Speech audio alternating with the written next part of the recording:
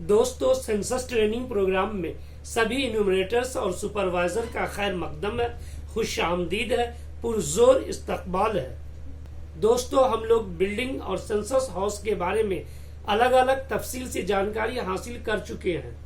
अब जनगणना की दृष्टिकोण से दोनों के आपसी संबंध को जानना और समझना है। तो हम लोग आइडेंटिफिकेशन ऑफ बिल्डिंग और सेंसस हाउस के टॉपिक पर बातचीत करेंगे। बातचीत के दौरान नंबर ऑफ बिल्डिंग्स और नंबर ऑफ सेंसस हाउसेस की बात होगी। साथ ही इसकी आइडेंटिफिकेशन अर्थात पहचान की सभी पहलुओं पर गुफ्तगू होगी।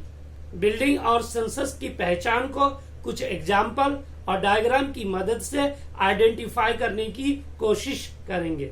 डायग्राम में बिल्डिंग की संख्या को नंबरों से दिखाया गया है और सेंसस हाउस को 4 डिजिट्स में दिखाया गया, जैसे 0001। सेंसस शेड्यूल में भी इसी प्रकार नंबर दर्ज किए जाते हैं। मोबाइल ऐप मेथड में ये नंबर खुद ब खुद ऑटोमेटिक जनरेट होते रहते हैं। अब बिल्डिंग और सेंसस हाउस के आपसी संबंध को एग्जाम्पल की मदद से समझते हैं। एग्जाम्पल नंबर 1, आमतौर से एक सिंगल स्ट्रक्चर बिल्डिंग में एक सेंसस हाउस होता है, अर्थात एक बिल्डिंग में एक सेंसस हाउस होता है। इसे हम इस प्रकार भी कह सकते हैं, 1 building 1 census house. Conical shape में भी 1 building 1 census house. Example number 2, किसी गली या सड़क के किनारे लगातार कई बिल्डिंग्स बनी होती हैं जो एक दूसरे से साझी दीवार से जुड़ी होती हैं। ऐसा मालूम होता है कि वह एक ही बिल्डिंग है, लेकिन हकीकत में ये अलग अलग मकान होते हैं जो अलग अलग समय में बने हो सकते हैं और उनके मकान मालिक भी अलग अलग हो सकते हैं। इस तरह के मकानों को आप डायग्राम में देख सकते हैं। 1 से 4 तक के प्रत्येक बिल्डिंग में एक सेंसस हाउस को दिखाया गया है। बिल्डिंग नंबर 5 में 2 सेंसस हाउस और बिल्डिंग नंबर 6 में 3 सेंसस हाउस दिखाया गया है। इसका मतलब यह हुआ कि बिल्डिंग नंबर 5 में 2 हाउस होल्ड अर्थात 2 परिवार रहते हैं और बिल्डिंग नंबर 6 में 3 हाउस होल्ड अर्थात 3 परिवार रहते हैं। यहाँ एक दूसरी संभावना भी हो सकती है। अगर बिल्डिंग नंबर 5 एक ही मकान मालिक का है और वो दोनों आवासों का इस्तेमाल खुद अपने मकसद के लिए, अपने उद्देश्य के लिए करते हैं, तो यहाँ एक बिल्डिंग एक सेंसस हाउस माना जाएगा। इसी तरह बिल्डिंग नंबर 6 के मकान मालिक बच्चों के रीडिंग रूम के लिए या मेहमान के रहने सहने के लिए या अपने रहने सहने के लिए करते हैं, तो एक बिल्डिंग एक सेंसस हाउस माना जाएगा। बड़े नगरों में मल्टी स्टोरी बिल्डिंग्स होते हैं। एक ही बिल्डिंग में कई इमारतें होती हैं जिसमें अलग अलग परिवार रहते हैं। आप स्क्रीन पर देख सकते हैं, एक बिल्डिंग M1 में 8 अपार्टमेंट्स हैं, अर्थात 8 इमारतें हैं, लेकिन इन इमारतों में अलग अलग परिवार रहते हैं, इसलिए इनमें 8 सेंसस हाउस काउंट की जाएगी।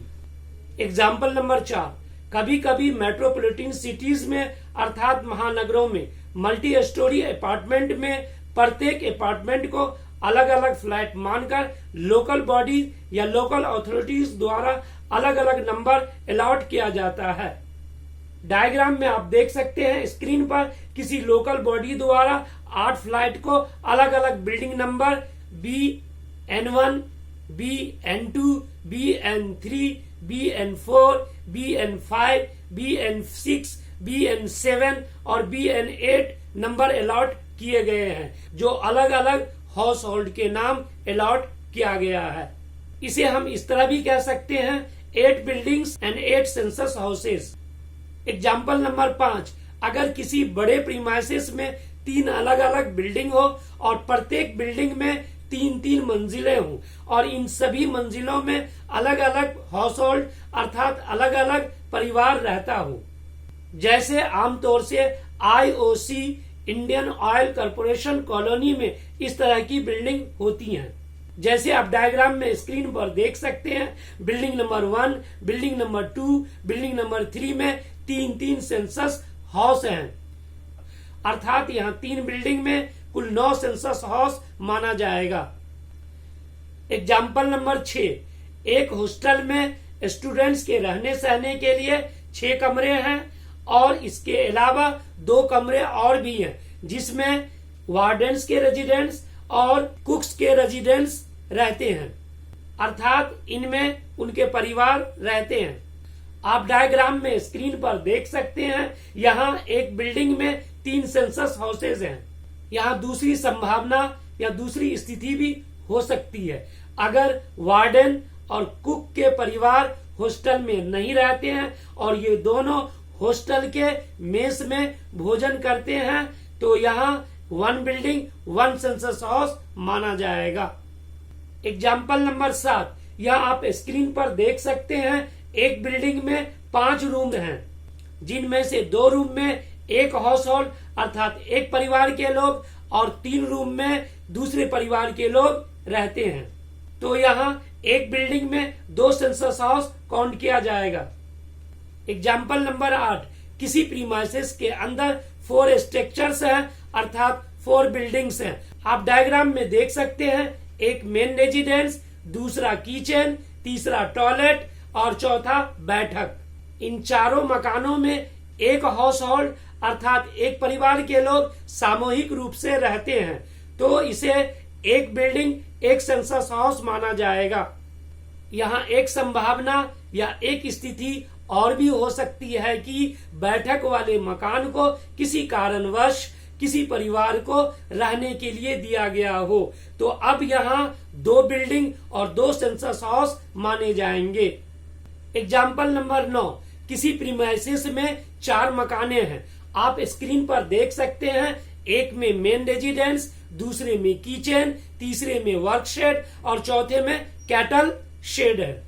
ये चारों एक हाउस होल्ड अर्थात एक परिवार की संपत्ति है, तो यहाँ एक बिल्डिंग और 3 सेंसस हाउस माने जाएंगे।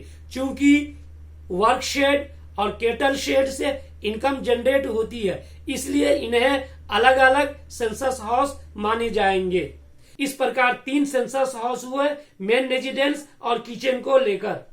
दोस्तों, अब यहाँ 2 संभावनाएं और भी हो सकती हैं। पहली स्थिति यह है कि वर्क शेड में काम करने वाले मजदूर वहीं रहते सहते भी हैं, तो यहाँ 2 बिल्डिंग और 3 सेंसस हाउसेज माने जाएंगे। दूसरी स्थिति यह हो सकती है कि कैटल शेड के पशु की देखभाल मकान मालिक न करके किसी अन्य व्यक्ति द्वारा किया जाता हो और वह व्यक्ति वहीं रहता सहता हो, तो यहाँ 3 बिल्डिंग और 3 सेंसस हाउसेज माने जाएंगे। इस प्रकार सभी डायग्राम का ऑब्जर्वेशन अर्थात अवलोकन करने के बाद यह बात स्पष्ट हो जाती है कि बिल्डिंग और सेंसस हाउस में क्या संबंध है और उनकी अलग अलग पहचान भी हो जाती है, उसकी आइडेंटिफिकेशन भी अलग अलग हो जाती है। इसी आधार पर इनसे संबंधित सभी विवरण सेंसस शेड्यूल में दर्ज किए जाते हैं। दोस्तों, अगले वीडियो में हम लोग हाउस होल्ड और टाइप्स ऑफ हाउस होल्ड के बारे में जानकारी हासिल करेंगे। अब आपसे रुखसत चाहता हूं, फिर मिलते हैं आइंदा इसी खलूस व मोहब्बत के साथ, एक नए अंदाज में, एक नए टॉपिक के साथ। शुक्रिया, धन्यवाद, जय हिंद।